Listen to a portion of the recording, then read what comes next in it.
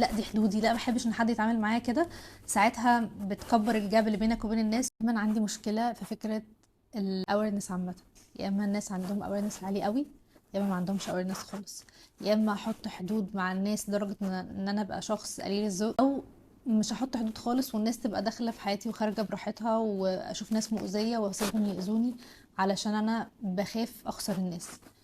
فكرة الحدود ايه هي؟ عشان انا مش عايزة الناس تبقى اكستريم عامة هنا او هنا. اول حاجة ان انت تبقى عارف ايه الحاجات اللي بتضايقك، ايه اصلا بيعصبك، ايه الطريقة اللي لو حد اتكلم معاك بيها هتتعصب، ايه التصرفات المعينة اللي بتضايقك، فتبقى فاهم ايه الحاجات اللي بتضايقك. اوكي، تاني حاجة تقول الحدود دي بطريقة صح، يعني ما تقولهاش بطريقة ان انت بتهاجم الشخص اللي قدامك، لا تقولها وانت بتقوله ان انت متضايق من الموضوع ده، انا محبش حد يتعامل معايا بالطريقة دي، او مفضلش ان انا اتكلم في الموضوع ده.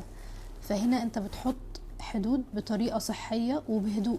احنا مش بنتخانق مع الناس ولا بنهاجم الناس، ولا لازم نتعامل بطريقة قلة الذوق عشان نكون احنا كده عندنا حدود واويرنس عندنا عادي. في النهاية الحدود هي حاجة جسر بينك وبين اللي قدامك، مش حاجز بينك وبين اللي قدامك. انت بتعمل حدود مع الشخص عشان تفضل هو اللي هيعمل حاجة تزعلك، ولا انت تبقى متضايق منه.